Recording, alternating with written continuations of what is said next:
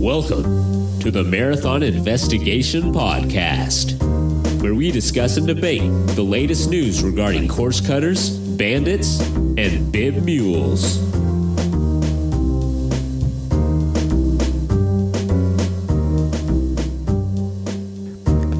Hello, welcome to the Marathon Investigation Podcast. This is Derek Murphy, along with my co-host, Scott Coomer. Scott, say hello. Hey, everybody. All right. Today we have Eli Asch. Eli is the race director for the California International Marathon. Full disclosure, California International Marathon is a partner with Marathon Investigation. I work on their results verification committee to help verify all the results, and we'll get into what that entails in a little bit. But let's welcome Eli Asch. Eli, welcome to the podcast. Thanks, Derek. Just real quick, if you want to kind of tell everyone a little bit of your babackground and how you got into race directing, and and how you got over to California. Absolutely, yeah. So the first generation of race directors, I think, was kind of some folks who, were local runners in their community who realized there was like a vision for, the need for a major race, and then became sort of the circus master in order to make that happen there. I think I'm sort of part of that second generation of race directors, of folks who, were runners all throughout their lives, high school, college. I was a decidedly mediocre Division III cross-country athlete at Whitman College.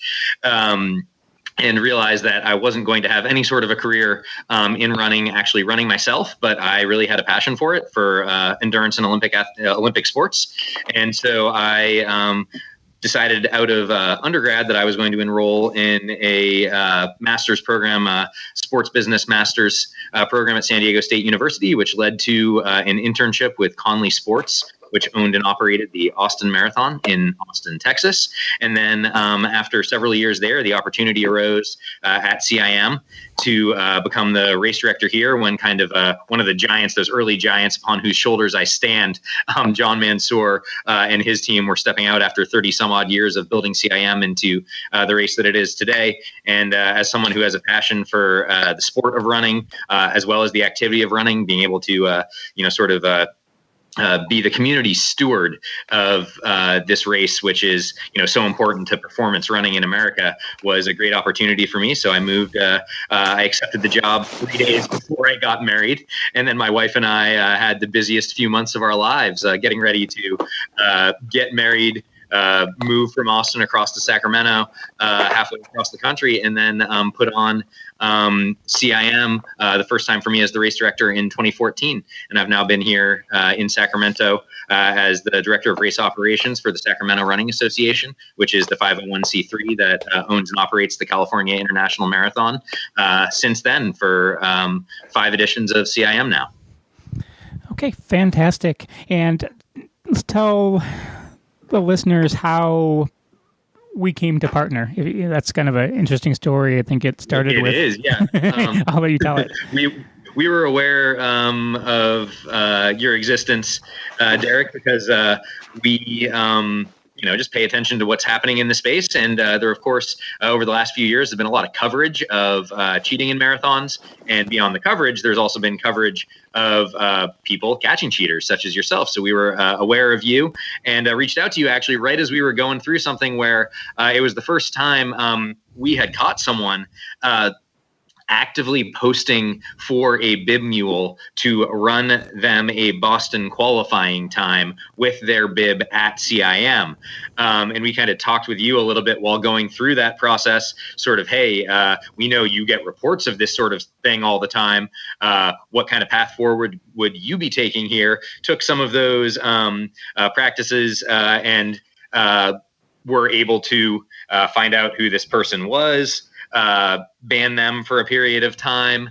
And then in going through that process, we take the integrity of our results really seriously. And we realize that, there are 1,000,001 things that we are doing shortly after our events, and having someone with your experience and even just the extra bandwidth that you provide, serving on our results verification committee would be something that would be really useful for us to ensure the integrity of our results, and also be able to turn them around and stamp them official a few weeks faster, which was something that we wanted to do as well. So this connection through busting someone looking for a bib mule turned into now, I believe it's been a couple years that you've been serving on our results verification committee.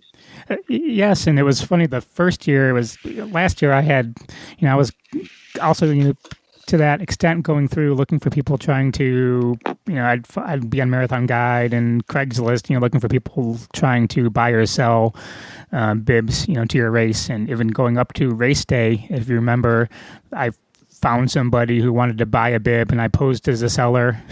And I'm not quite sure what actually happened, but I was like, they had my phone number. I'm like, okay, I'm going to be getting these angry texts. And I was actually there for last year, for the race, or 2 years ago, I guess now. So, yes, I was worried, I was going to be getting these nasty texts once I knew, because they were flagged. So I'm not quite sure what y'all did to them when they went to pick up their bib that they were going to, call me and try to sell to me. But I never did get that call. So hopefully we stopped a couple. But so that'd be fair warning if you're, trying to buy or sell a bib from CIM, you may be dealing with me. So. And then, and so your course, and you didn't have to reach out to me to try to, for a marketing ploy and really even with your course, it's not that conducive to course cutting. It's a point-to-point course, which, makes it, you can't cut across the street on an out and back. There's no out and backs. It's just point to point. Although there have been, some instances of cheating. Why don't you tell people what kind of, cheating we look for and what you found, in the past few years?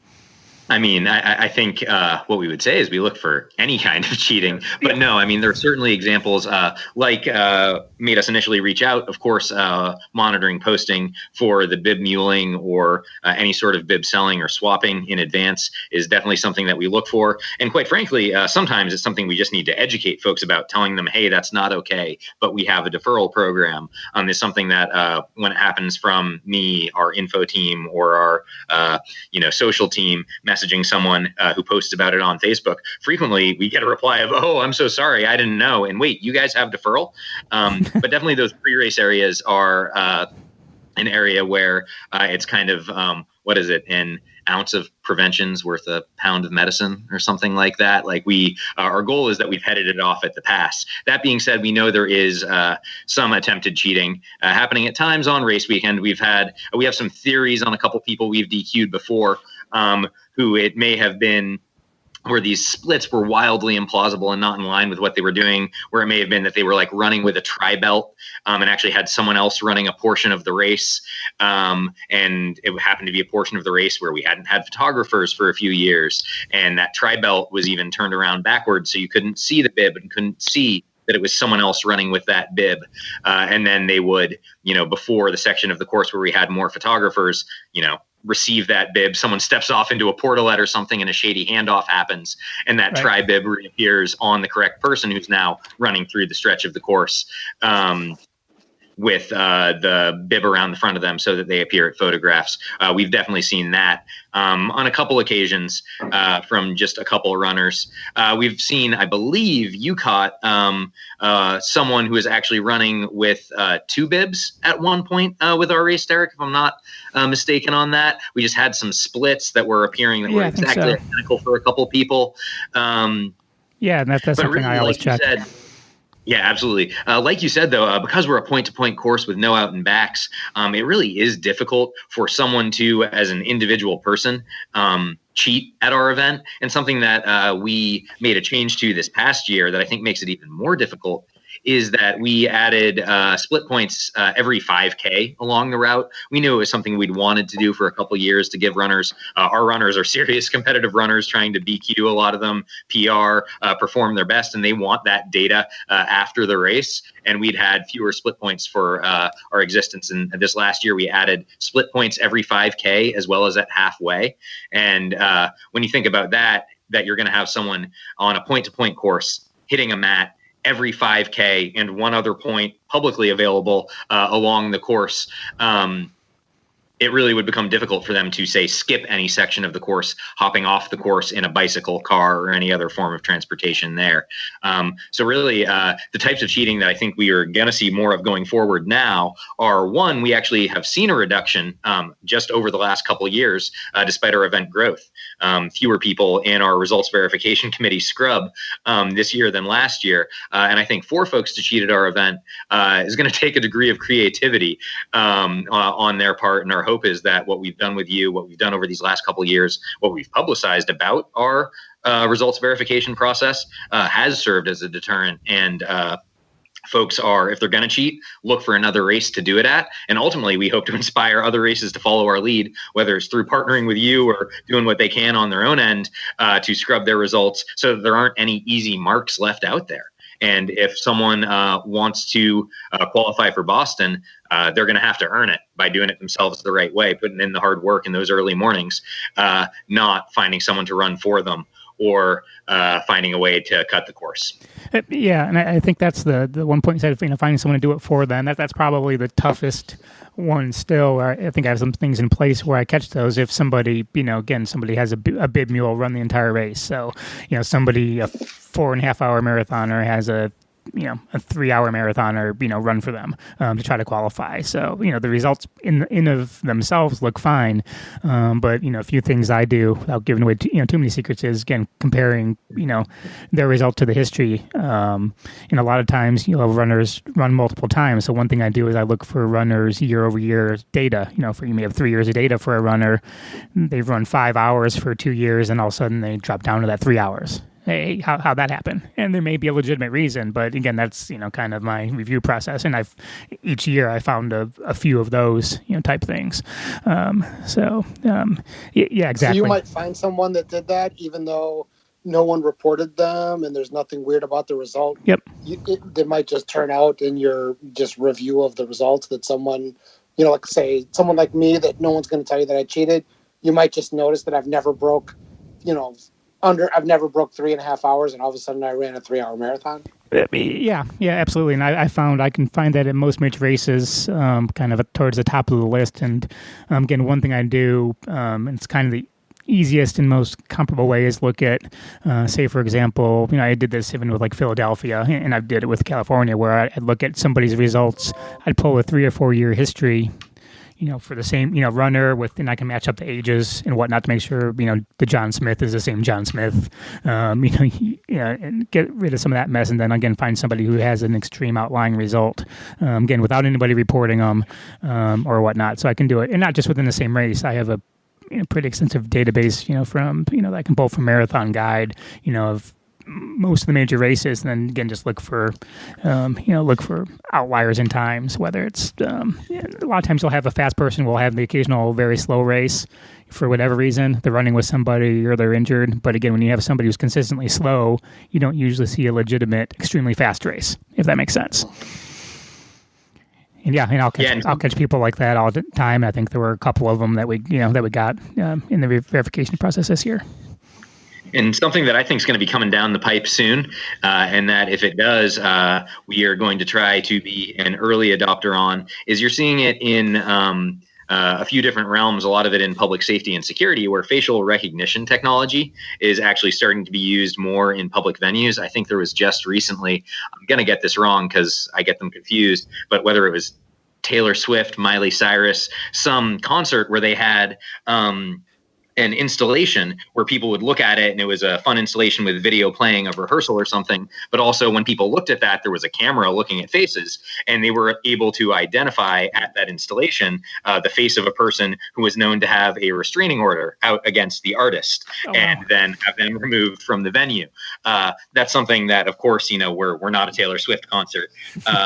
But that's kind of the high end of special events, even above where we are a lot of the time.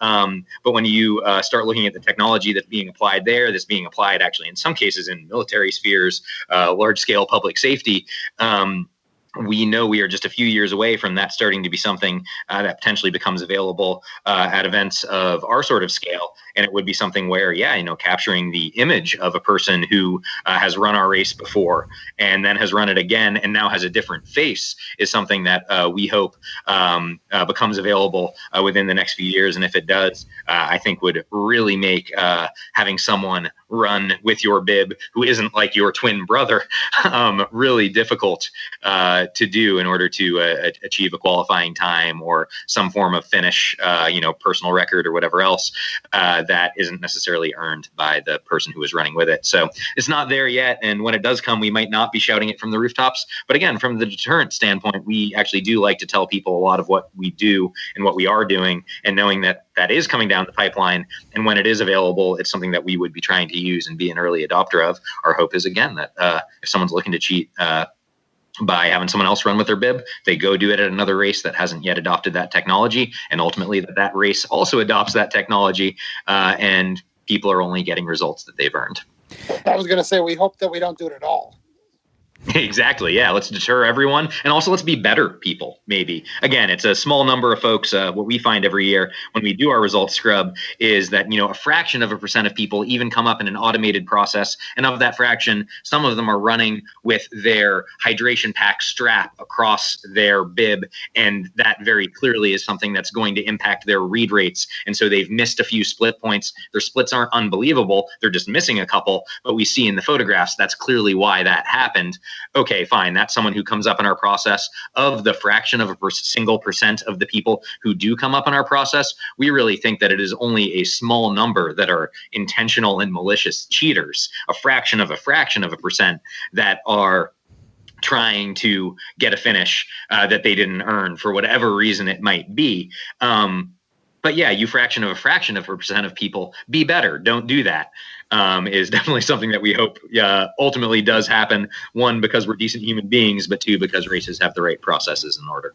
Yep, I do remember there was, and actually I think it was the year before I came on, but it came up, when I heard from the BAA regarding one runner who did manage to cut the course and use your time for Boston. We were able to nip it before she was able to run Boston. So, but I think that's the only one that really jumps out at me as far as like a course cutting, and I think it was a matter of I don't know if it was the if she got the SAG bus to the finish and got a time and somehow stayed in the results, or if she again you have I always kind of like watch like the relay points. That's always you have a relay, hey, to take the relay bus to the finish and then then claim it. I forget exactly what the details were, but that's one out of I'm not familiar what else happened before I started looking, but yeah, as far as the course cutting intentional for Boston qualifying again, there's one that jumps out at me. Then there's other ones where we had missplits where we don't know the intent because we caught them before they had a chance to register for Boston or do whatever. But I'm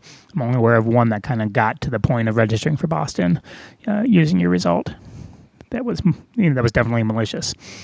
Yep. And there was one that was actually a repeat over 2 years, running a time that didn't seem believable for various reasons. It's where we developed our tri-belt theory, and it was actually 2 years in a row, and the person was removed from our results 2 years in a row, disqualified, I believe, in 2014 and 2015. And yeah, when I think back over the 5 years of CIM, I have one or two examples every year of intentional malicious cheating, and this person wasn't using it as a qualifying time, but definitely was looking to claim it as a part of a personal brand sort of thing. And between that, and this was a person who even ultimately, when we discussed, hey, here is what we have as evidentiary findings, our official says this would be a disqualification. Is there anything you want to say? They were kind of like, no, I would like you to believe I ran the distance, but I understand you've got to do what you've got to do, remove me from the results. And then it happened again the following year in a very similar fashion. That's probably the most blatant example of, repeat malicious cheating. And that's someone that is in your database and that we have shared with a few other regional races. Hey, this is a name to have flagged and have out there with regional timers and races. But beyond that, it's been these one-off occasions of someone running with someone else's bib. We're trying to claim a time. And again, we're looking at over 5 years, somewhere between, I'm going to say, 6 and 10 people who ultimately have tried to who have come up in our results as, for some reason, in our verification scrub, having not run the time and distance, and have tried to claim that result for whatever reason it may be. And those are the ones ultimately who are banned for a period of years. Everyone who comes up in our database year over year, you keep track of, and we flag for future years. There's a repeat issue. That's clearly someone we might have an issue with. But really, the intentional cheaters are, again, we're talking out of, let's say, 32,000 runners over 5 years, high single digits. Yeah, it's very very small your race compared to. Well, I just wrote about Disney. Compared to what we see there. Yes. Again, that's a whole different. Not as many people run Disney with this purpose of earning their BQ time. It's different, and it doesn't excuse it, but it's for those your race is different. It's the USATF championship. It's a fast course. It is. What's the total elevation? I know it's it's a gradual downhill. It's not like a revel. Yeah, 340 feet of downhill. Number one Boston qualifier by percentage of any major American marathon. Median finish time this year was under 3 hours and 58 minutes. It's a chance for people to come here and run fast, run that time, that personal record, that Boston qualifier, that sub-3, whatever it might be. And we want that time run here to mean something. So that's why we go through these processes to assure the integrity of our results. It doesn't just matter to us. We think it matters to our runners. And we want someone to have run a time at CIM and for it to be beyond doubt. It's a result that is ironclad, that this person, came here, showed up and performed their best and ran that time. And it's something they can, and we can 100% stand behind and be proud of. Yes.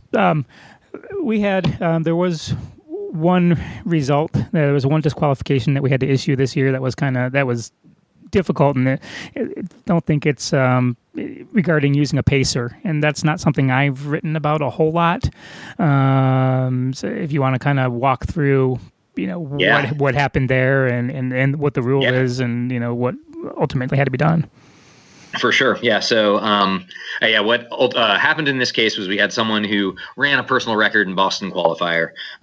This woman who, had a breakthrough performance, but she clearly, based on her splits and everything, ran the distance. But I think it was actually you who received the report, Derek, yes. That she had run with a pacer, and you brought that to our results verification committee. And then, we were able to, through looking at race video, photos, online social media postings, basically verify that, what this person said doesn't mean we disqualify a person. It means we look into it. And if we get that report, of course, we have to look into it.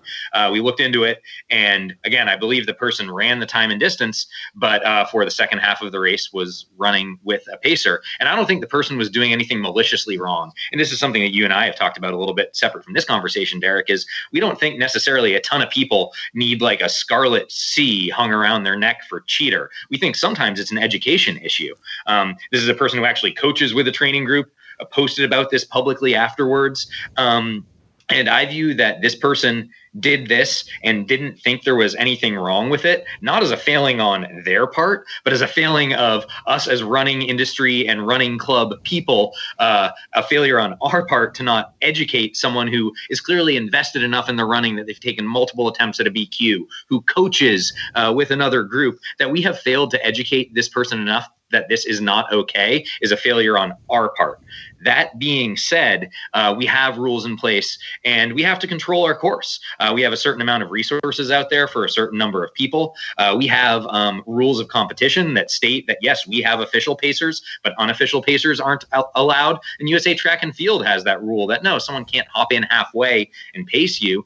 They have to start the race to be a pacer, like our pacers for Olympic trials qualifying or Boston qualifying times do. We send pacers out there. And I think the reason for that, when you get down to the core of it, is really that Eliud Kipchoge's breaking 2 attempt was awesome and incredibly cool, seeing what can be done at the edge of the sport with all of these cutting edge advantages and technology. But running is a simple sport. Get yourself from point A to point B as fast as you can on your own. And ultimately, if we say, oh yeah, everyone bring your own personal pacers, it turns it into everyone's own personal breaking 2 attempt, which one, races aren't prepared for, and two, really kind of turns it a little bit into, all right, I'm going to travel to this major race, bring a phalanx of friends, and ruins the simplicity of our sport and the challenge there. So ultimately, this is a person for whom we've actually communicated with some, and I think there may be a podcast that she's going on later as well, you just told me. And my hope is that what comes out of this is actually, one, I hope this person gets their Boston qualifier. They have proven that they can run the time, and I am rooting for them.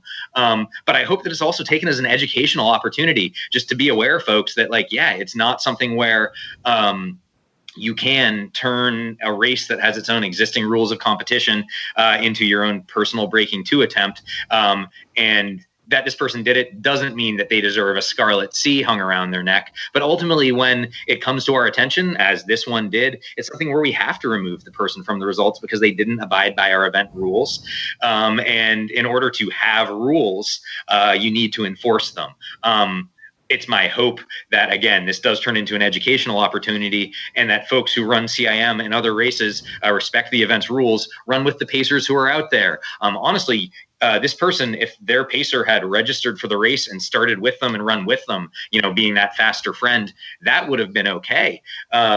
That's something that we know happens out there. Sometimes you have a friend who you've trained with, you're training them for their first marathon. That person, that's why they have that slower time that you were talking about. That sub-3 marathoner running a 3:45 with this friend who they've trained for their first marathon, supporting them to the finish line. That's great, as long as that person is, a registrant for the event and not abiding by the rules of competition of the event, which we actually have a policy internally, unspoken, of if you don't need a rule, don't have it. And the reason that we have that as a policy is that we have to have more rules than we even want to in order to maintain control of our event in the way that we need to protect the experience of the folks who have registered for our event, and then also to prevent sort of the simplicity of our sport from being corrupted a little bit and turning it into, again, breaking 2 was great and cool. And as of right now, it was unique, and I hope it stays that way as a one-off thing. Cool to see what can be done at the edge of the sport, but we can't have 8,000 people towing the starting line of CIM, all planning their own personal breaking 2 attempt. Yep. Real quick, and maybe nitpicking this one, make sure the rule's clear as far as the pacers. So if somebody's registered for the marathon, they can pace their friend as long as they want or they can. What if somebody's registered for the marathon, and can that person hop in at the halfway point and cut off and never get a finish time and pace them for just the same way this happened?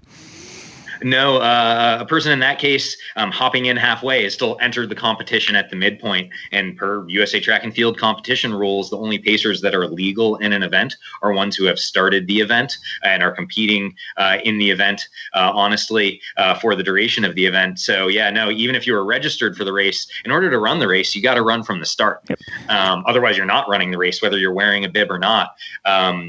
So, yeah, no, it's pacers. What we recommend is at CIM and at most major marathons, there are pace teams out there. Run with our pace team. Yeah. I think they're great.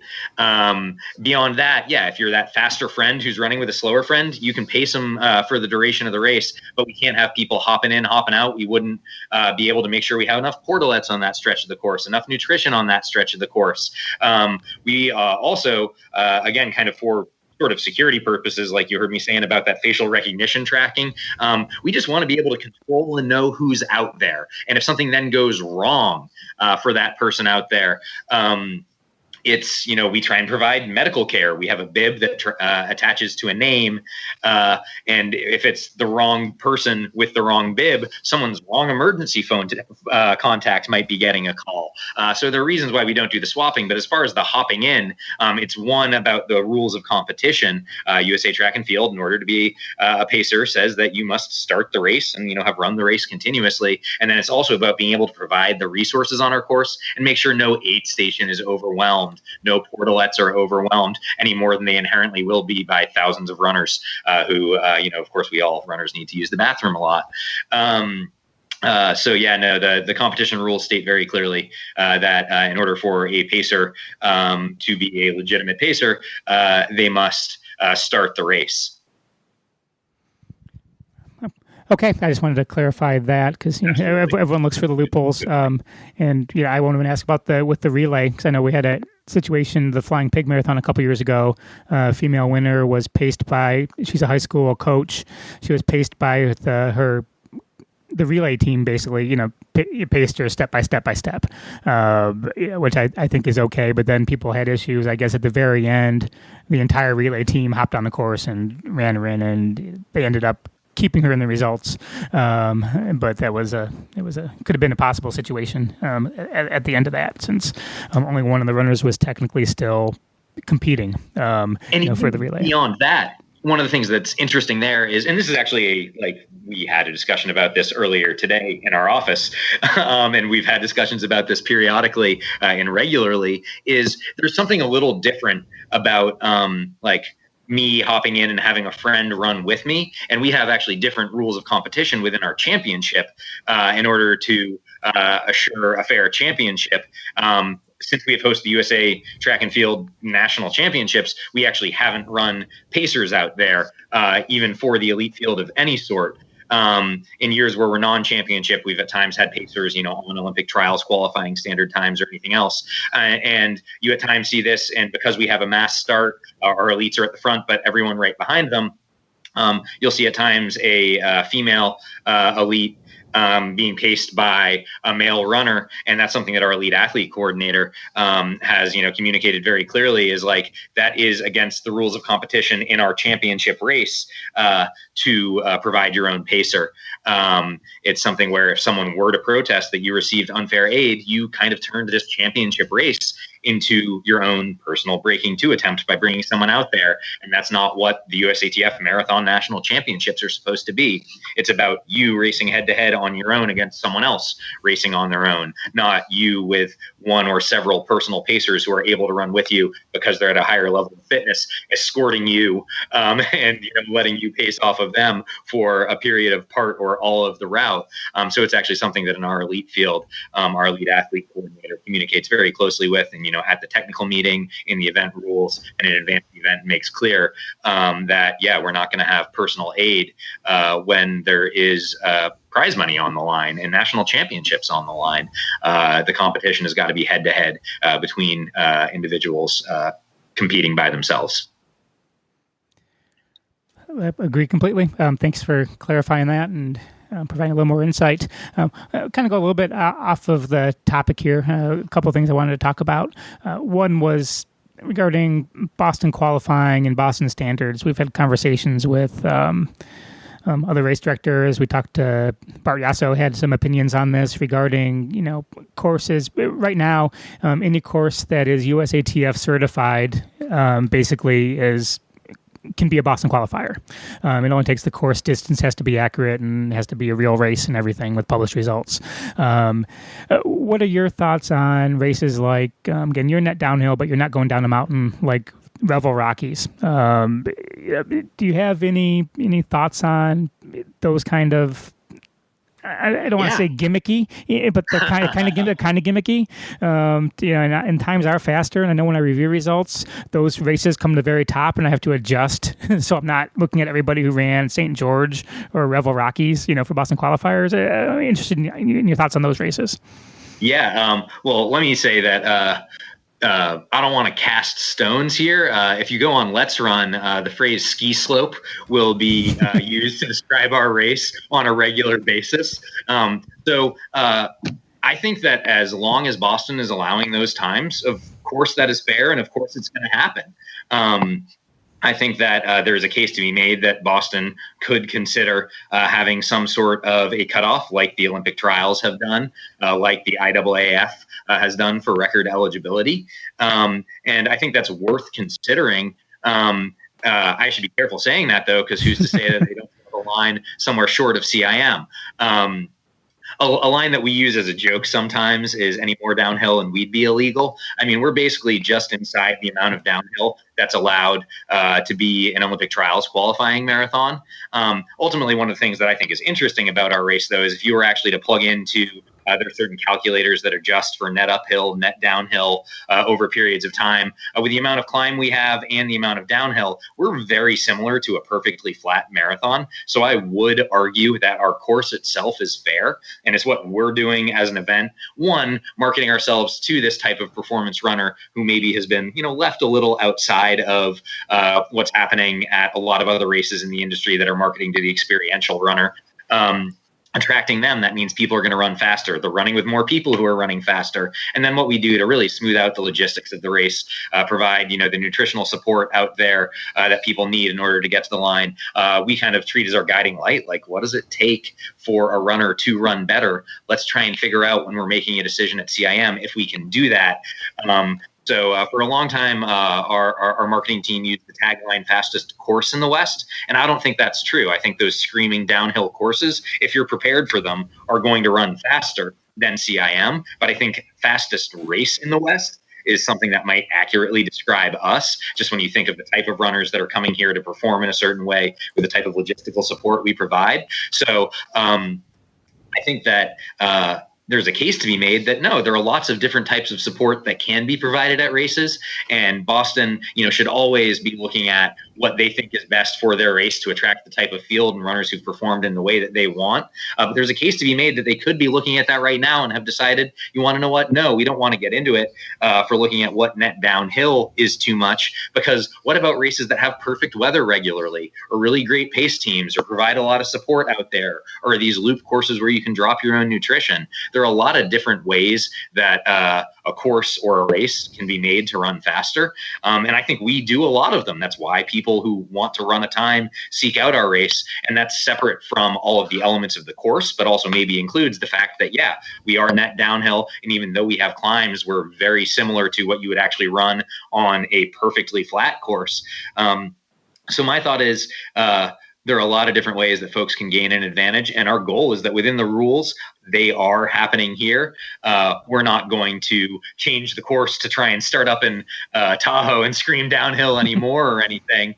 And that line that was sort of tongue in cheek of any more downhill and we'd be illegal, I actually do, it's tongue in cheek, but I do sort of believe it when you look at what our course is, that the actual course itself, if you were to adjust for net elevation, both gain and loss over time, that it's similar to a flat course. I do view it as, what you run here is legitimate. What you can run at a race that constructs for the 8,000 of you marathoners towing the line, as close as we can to your mass scale rather than your personal breaking two effort, providing the support for you to be able to do that. Your breaking two might be a breaking three, a Boston qualifying, a PRing, whatever it is. We're trying to provide that for 8,000 folks at once. So maybe I've talked myself into the position of, I think Boston should allow everything, because if they start looking at net downhill, they might start looking at races that have been guaranteed to have perfect weather like we have over the last few years.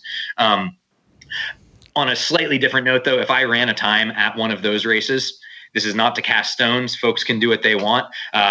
I don't think I'd count it as my PR, or at least count it as my PR without an asterisk. You might Roger Maris it a little bit and stick that asterisk on it and say, I ran here. I ran 9 minutes faster than I've ever run before. I'm not sure it wasn't the course. But again, you see people doing some things now, in those new 4% shoes. If you believe the hype, a lot of folks running fast in them as well. Does a PR run in those shoes deserve an asterisk, need to be annotated? So maybe it's above my pay grade, and Tom Grilk and Dave McGillivray can look into it a little more and figure out what they want it to be over there at the BAA. But whatever they allow, people are going to push the envelope on. I think we'll see that in cheating, and we'll also see that with what you can do within the standards that races set. How much can you push the envelope to perform your best? And that's great. That's, someone trying to achieve their best performance. We believe in the sport of performance running here at Sacramento Running Association and at CIM. So we support people going out there and trying to run as fast as they can. And as long as it's within the rules that the BAA sets, of course, those things are going to happen. Yep. No, I think it's a good point with the weather, and that I kind of go back and forth on those downhill. I'm like, well, hey, get rid of those, and then everybody who gets the Boston qualifying time gets in. Problem solved. But to the point on the weather and everything else. And I think it was 2 years ago, I did a pretty thorough review of fastest races, where I basically took people's Boston times against their qualifying times and pulled the variance and said, okay, everyone who ran, and with the biggest variance means they qualified that much faster. And again, I had all the downhill races. Yours was in the top 10 on what I did, and then obviously it was a lot of the tunnel marathons in Washington State, yep. Jack and Jill and those other ones, and then and a few others, and some flat ones, and some ones with with Columbus may have been there, and that's like a flat, but it's October, it's fall, it's good weather, so it all goes into play, and that's a good point. We're not going to penalize races for having good weather. So, so I think though that does kind of raise the point. It's like, if we're up there with all of these races that have, when you describe tunnel and revel races, we're talking about thousands of feet net downhill. So I think that's a huge kudos to our course team and the rest of our operations team out there with what they're doing, setting up out there on course to make sure that folks are supported, that the course is measured, accurate to the inch so that it's not an inch long. What you're saying is actually music to my ears, hearing that, what our team does out there to allow folks to perform their best is maybe the equivalent to an additional 1,500 feet of downhill is what you're telling me, Derek. I think you just created our next marketing campaign. Yeah, I'll have to shoot you those stats. I did it 2 years ago. I would love to see those, absolutely.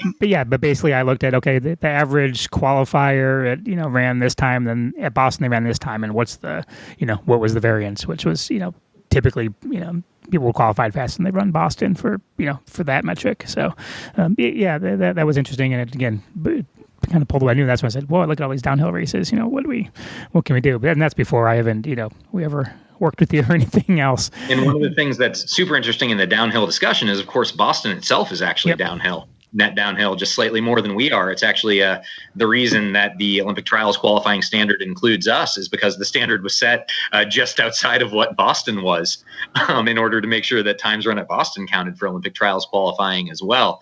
And I think maybe 1 year out of about every 20, Boston's screaming fast when you get that tailwind.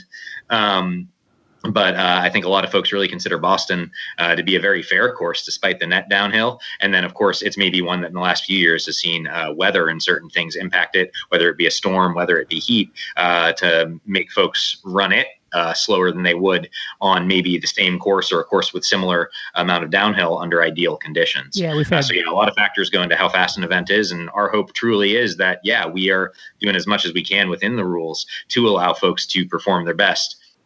Yeah, 3 years. They're the 2 years of heat, and then the last year the weather. But actually, with the rain and the storms and all those issues, times were actually a little bit.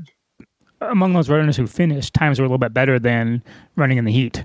So that I thought that was interesting. It was very similar, but you had a higher DNF ratio. So people probably a higher DNS and people who didn't start. But I think most people, I know a lot of people had trouble getting as far as travel because of the storms. So there are a lot of people who couldn't get to the start line because of various issues with travel, because it was brutal that weekend, and a lot of it was tough for me to review. There were a lot of missed timing mats. There was timing mats underwater, so I had a lot of legitimate missed timing mats, and everybody had their bibs covered, which didn't help for timing. The timing software, or for me to identify people from photos. So I had a heck of a time trying to do a thorough review of Boston this past year, just because of all that stuff. Anecdotal data. Our executive director ran Boston this past April, and his contention was that, if you prepared and changed your shoes right at the line and weren't hypothermic, he was like, it was maybe 4 minutes slower than what normal conditions would be. He was hoping to run sub 240, and then with the weather, he ran 245 and felt like it was the day that he wanted to have. So he was like, 4 or 5 minutes, maybe slower. But you compare that to the heat years, where I think you see it a lot slower. Even if you have a lower DNF rate, it's kind of, if someone was prepared, you could prepare for these conditions, and they cost you, maybe in the ballpark of 10 seconds a mile. And it kind of goes to show all the different factors that go into a race being a place where someone runs fast, and you catch a slight tailwind on a point-to-point race, or a 42-degree day like we've had a few of at CIM recently, and like we hope to keep having. I'm knocking on wood right now.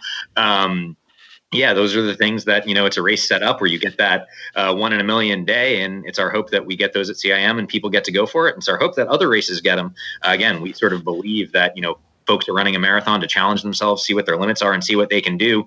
We want to see what they can do under the best circumstances too.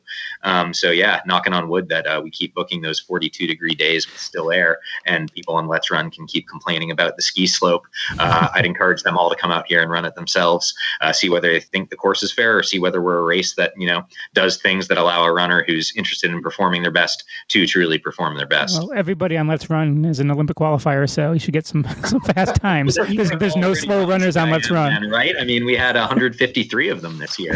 153 Let's Runners. Yeah, they're all very fast. And I do think it's kind of interesting that there's this. So, like, we're talking about cheating mostly on this podcast, and there's a lot of people that are going out of their way to shave off like an extra 30 seconds or extra minutes so they can qualify for Boston, and then everyone says, "Oh my God, that's terrible! You've taken someone else's spot by cheating and blah blah blah blah blah."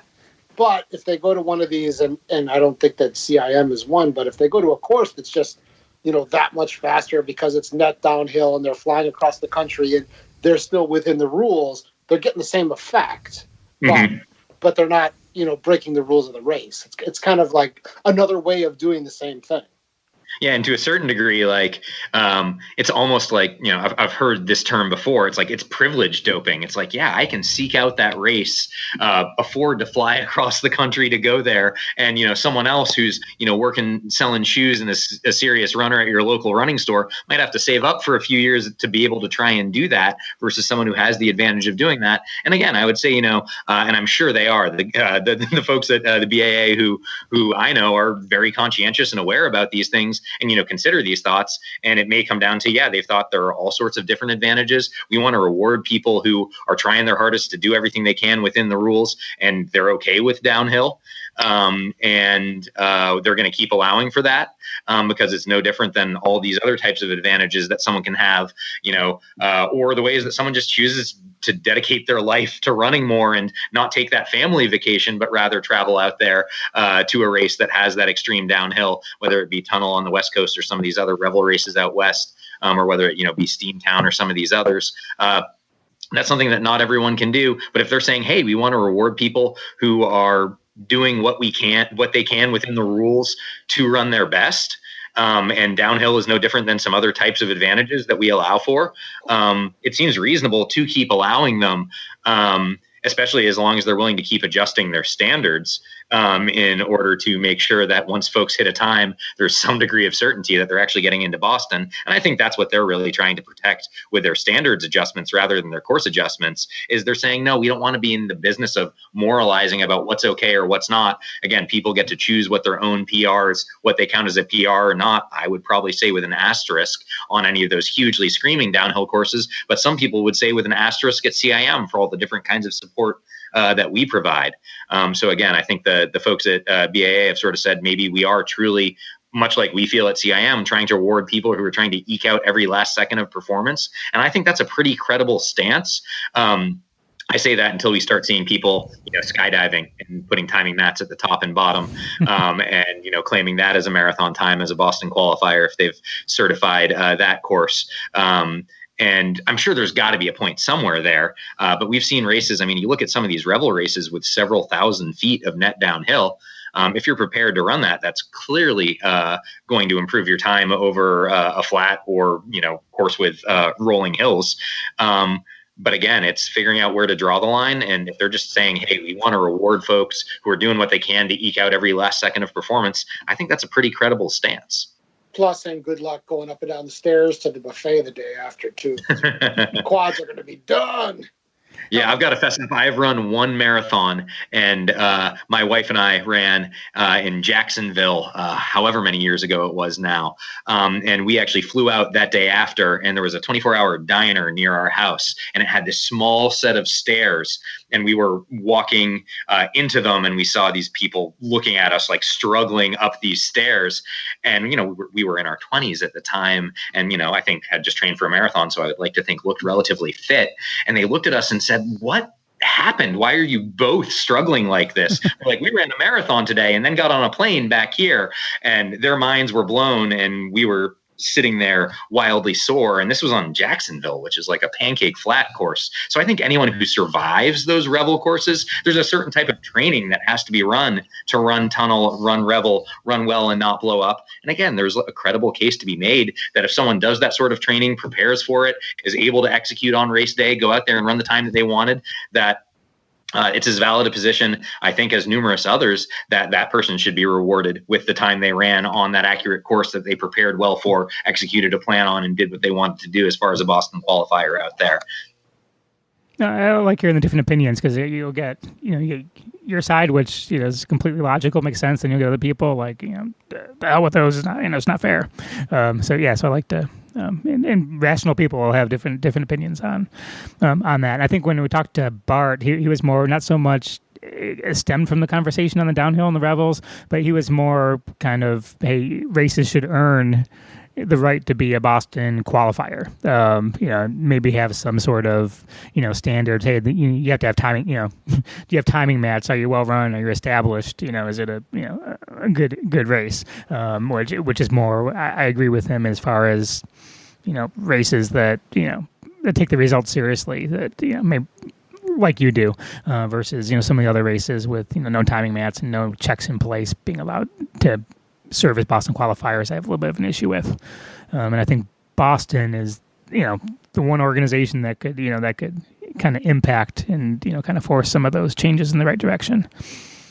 Absolutely, and I think what Bart said and what you said there is probably something that should be a bigger priority than worrying about these downhill courses. Is let's make sure that these results have integrity, that these people can stand behind that. Yeah, this person clearly actually ran the course, and not, oh, this was a course that was set up so that it was easy to be cut, and then people did and ran times that they couldn't replicate otherwise, but the race isn't catching them. Because I don't think Boston can be in the business of, there were over 500,000 marathon finishers in America last year, in the business of verifying the validity of every result, but they could potentially be in the business of saying, you are a race that we think does things the right way and seriously, and mass be able to capture the vast majority of runners through races themselves, realizing, no, people run my race because they want to qualify for Boston. It's important that I start doing things the right way.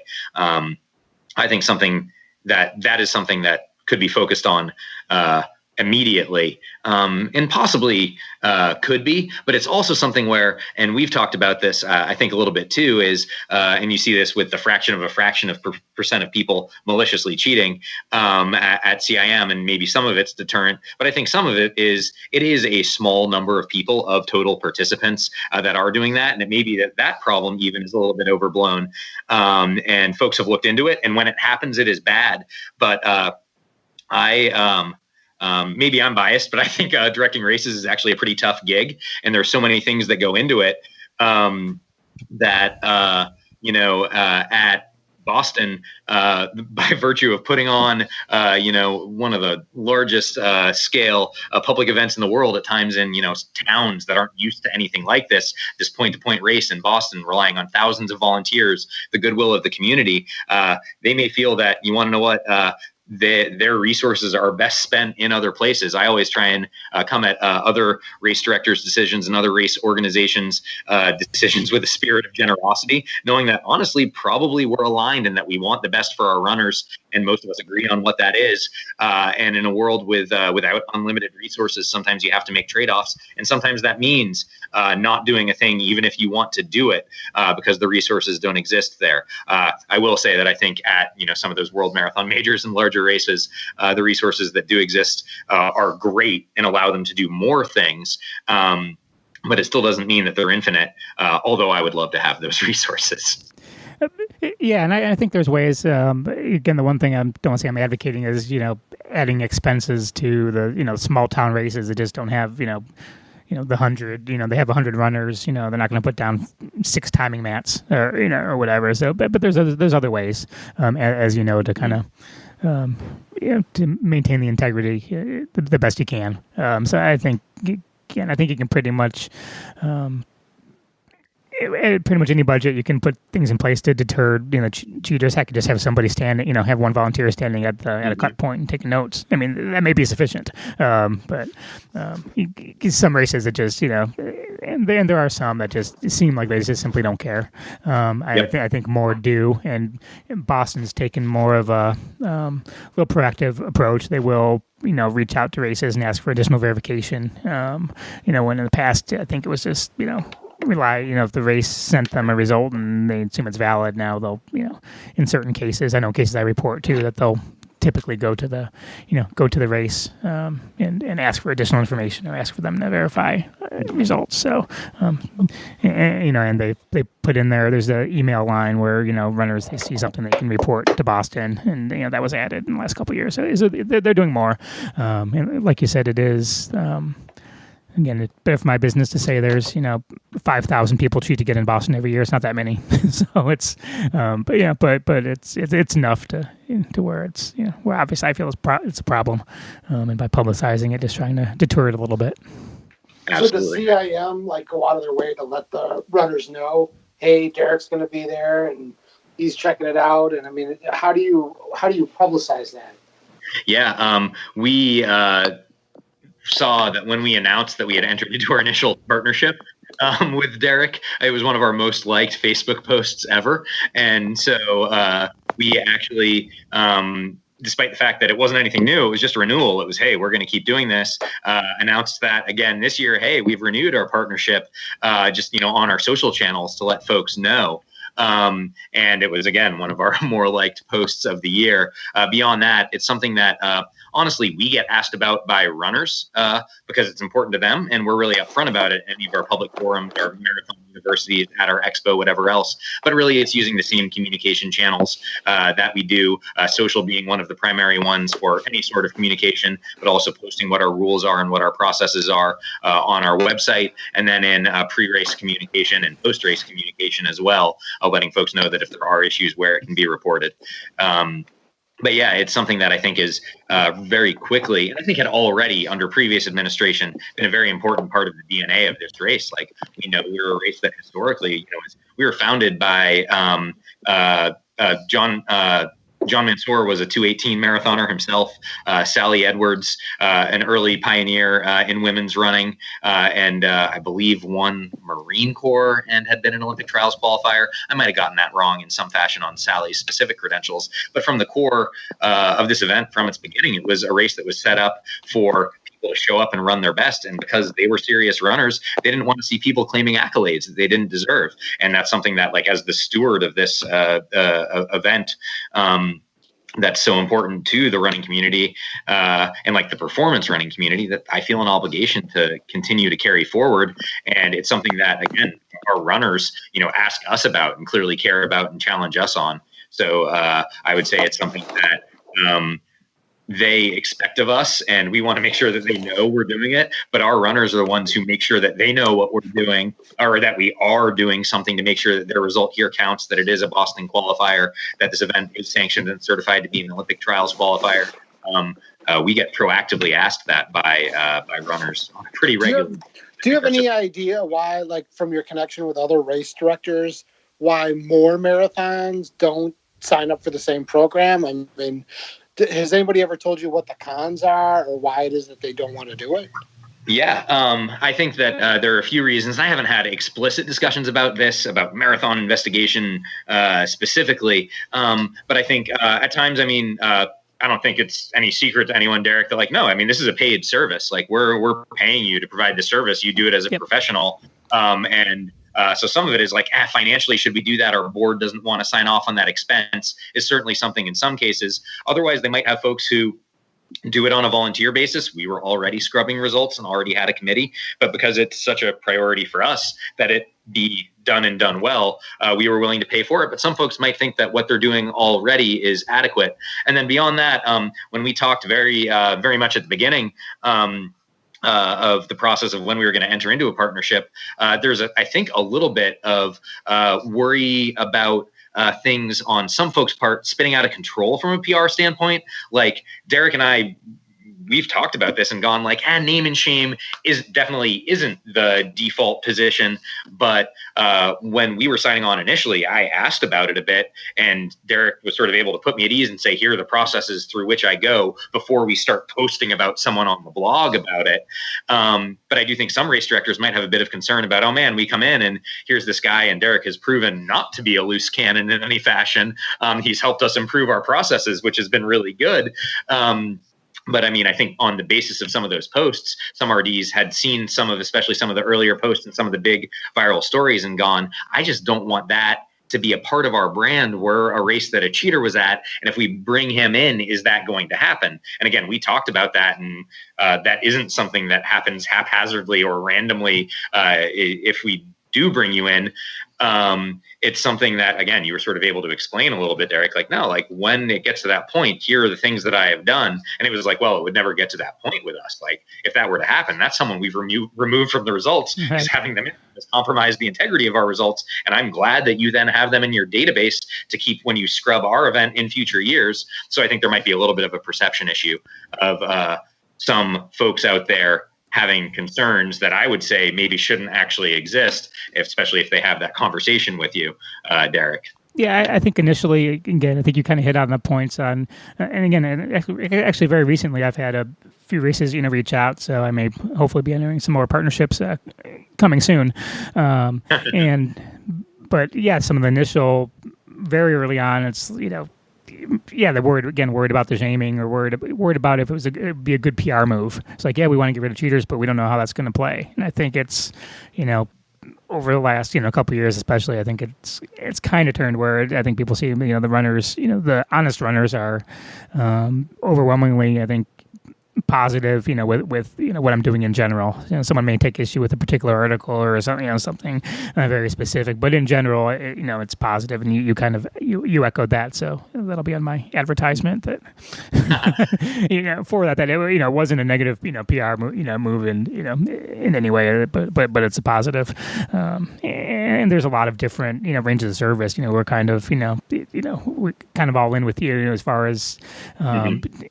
And basically, I'm individually verifying the top 3 in every age group by checking photos versus history. So that's going into very granular detail to make sure the age group awards are 100% accurate. And then just going through, looking at the algorithms and going through other methods for everybody else. But we go fine tooth comb on especially with the Boston qualifiers, and then especially the age group winners. But there's different levels that I offer as well. So, but yeah, I'm looking to expand that offering, especially now since I'm doing this full time for the time being. So, but yeah, so.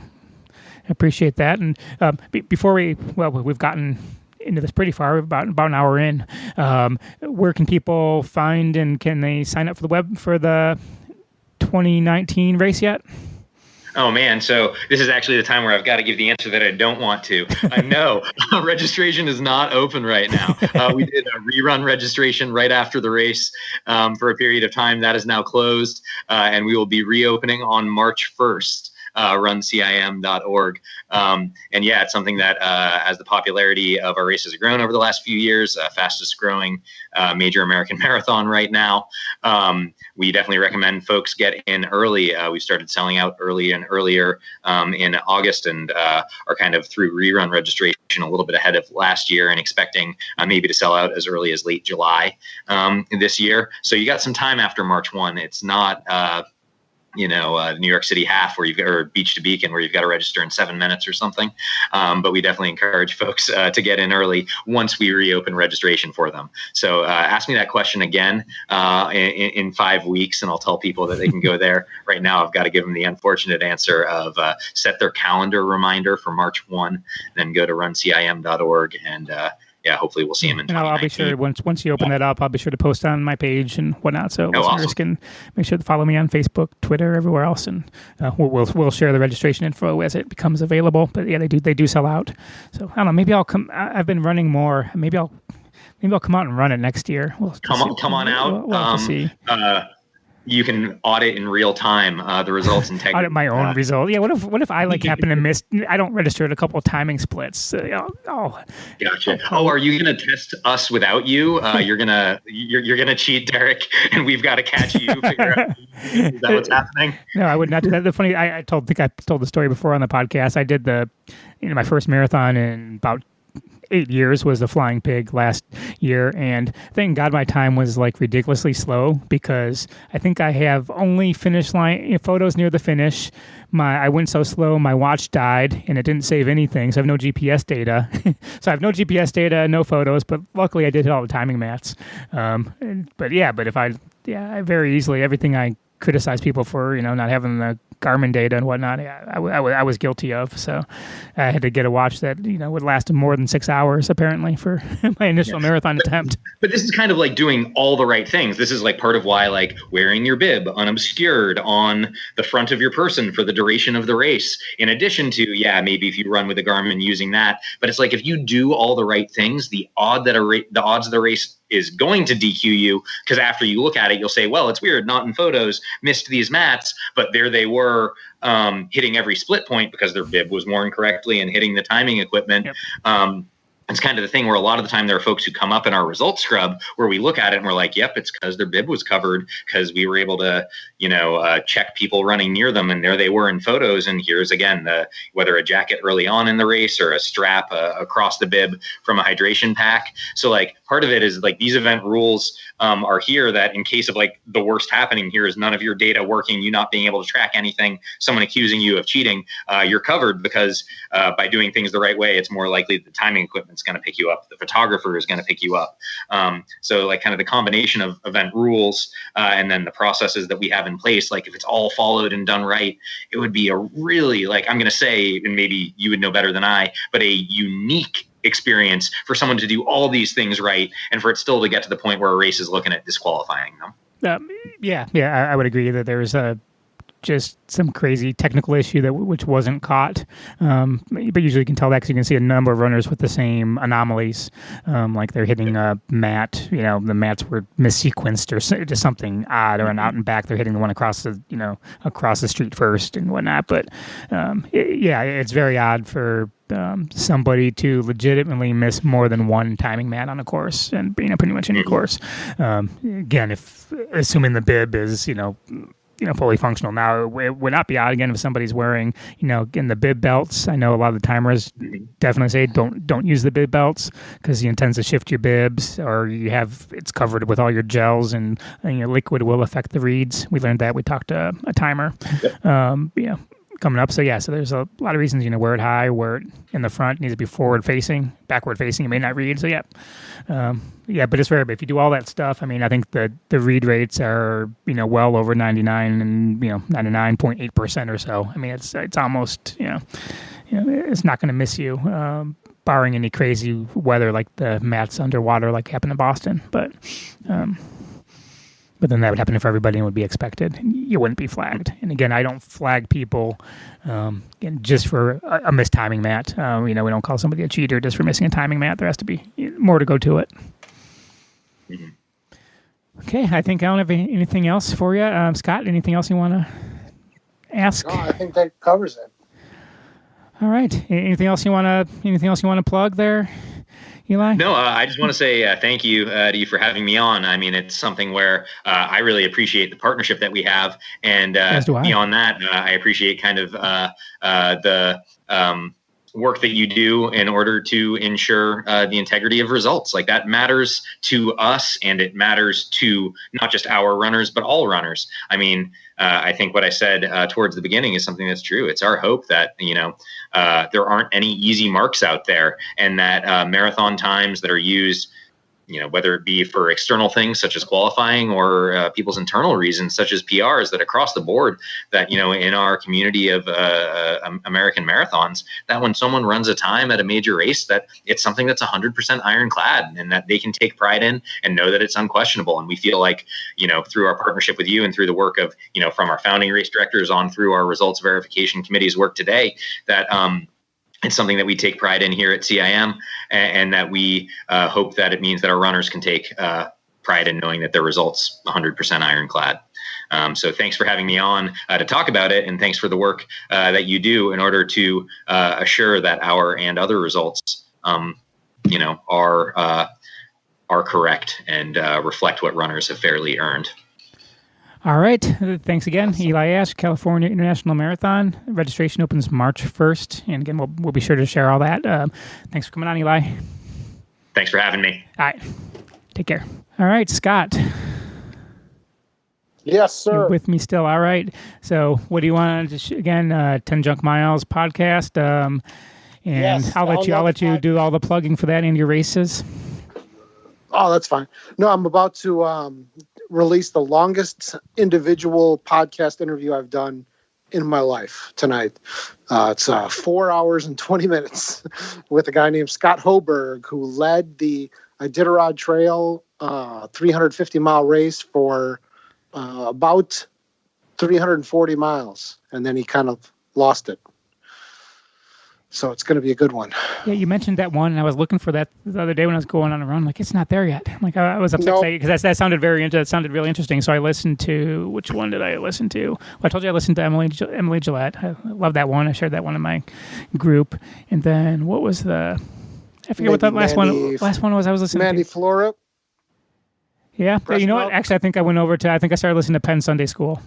So I left you for Penn Sunday School after that, I think, and listened to a few of those. So per your recommendation. That's healthy competition. I can handle that. But yeah, download 10 Junk Miles. It's on iTunes. It's everywhere. And then if you really like this show, you can help out by going to Patreon and signing up to give like $1 or $2 a month or something, up to as much money as you want to give. It really helps out the show and pays all the finances and keeps it going. And it's you're getting a lot of content and a lot of time for no money. And why not just chip in a couple bucks? Yep. And for if you give $10 a month, you get some extra content. Right now we have I think it was a very interesting discussion regarding Mike Rossi, and kind of we mentioned that in a lot of the podcasts, and you'll get a little bit of the backstory and my feelings as to where it stands now. I think now we've gotten, since last we recorded, I think we got 2 or 3 more premium subscribers. So it's a slow grow, but it is. So we'll get some more of those kind of type of episodes. Think about the next one I want to talk about, but well, what we should do is we should give them the Rissa Reed discussion. Yes, yeah, we recorded that before we even knew we were doing a podcast together. So yeah, we should take another listen to that one, and yeah, definitely. And we have that one, and also I just need to get permission. I told you I'm working on a story. I'll probably publish it next week regarding a runner who was doing Transcon New Zealand, which came into question, and I interviewed one of his crew members for the second half of the race and had about an hour and a half discussion with him, just going through in detail kind of what happened and the story. So I think that'd be a great companion to the article, and I think that would be a good, actually, I don't know, that may be good for everybody. I'm not sure if I want to do that, just to hold that out as bonus content or not, but that kind of thing. Cool. So we'll see. That'll be one where I have nothing recorded. I'm like, I got to put a podcast up, and so I'll release that to everybody. But yeah, I think that was very interesting, especially to go with the article. So so that's coming up. I'm going to have actually a lot of this podcast we're recording this on Wednesday the 23rd, and this is going to post on the 25th. So we're almost recording in real time. But yeah, I'm going to have probably a couple ultra articles coming up in this week that'll, I think, be very interesting. So time to start doing some buffer shows. So you got so it's not too. I know. Close Yeah, we were great from the beginning. Well, we released a bunch early, and then we had a gap where we didn't record for a few weeks. And definitely need some buffer shows. Yeah, we'll record something. We'll just start chatting one day to have one in the can. So, all right. So again, awesome. Don't forget to go to Patreon, support us, marathoninvestigation.com. I think if you're listening to this, you know how to get to me. You know where to find me. Leave a review. Oh, yes. Please leave a review. So 5 stars so far. So let's keep that going. Let's get some more of those out there. That helps make us more visible so more people can listen. And yeah, definitely subscribe, rate. And I'm missing one there, but yeah, whatever. Yeah, leave a review. Subscribe, rate, and review. So thank you very much. And we'll talk to you next time. Thank you for listening to the Marathon Investigation Podcast. Have a questionable result to report? Visit marathoninvestigation.com to contact us or email Derek at results at marathoninvestigation.com. Another case closed for the Marathon's silent guardian.